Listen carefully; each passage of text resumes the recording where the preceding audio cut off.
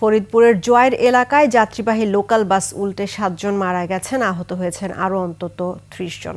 তাদের মধ্যে কয়েকজনের অবস্থা আশঙ্কাজনক। নিহতদের মধ্যে 2 জন নারী এবং 3 জন পুরুষ ও 1 জন শিশু রয়েছে।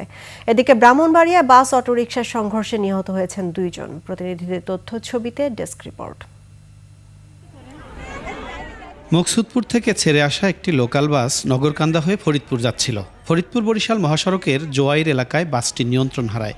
এ সময় রাস্তার পাশে বিদ্যুতের খুঁটিতে ধাক্কা খেয়ে খাদে পড়ে গেলে হতাহতের এই ঘটনা ঘটে। দুর্ঘটনায় পিলার বাসের ভেতরে ঢুকে যায় 7 থেকে 8 ফিট। খবর পেয়ে ফায়ার সার্ভিস কর্মীরা ঘটনাস্থলে গিয়ে চাপা পড়ে থাকা কয়েকজনকে উদ্ধার করে হাসপাতালে পাঠায়। প্রাথমিক অবস্থায় আমরা 31 জন আহত পাইছি, মৃত পাইছি 5 জন, পুরুষ 3 জন, মহিলা 2 জন। ফরিদপুর হাইওয়ে পুলিশের সহকারী পুলিশ সুপার মোহাম্মদ মারুফ হোসেন জানান, গাড়িটি দ্রুতগতির থাকায় একই সাথে আরেকটি দ্রুত যানকে ওভারটেক করতে গিয়ে নিয়ন্ত্রণ হারালে এই দুর্ঘটনা ঘটে।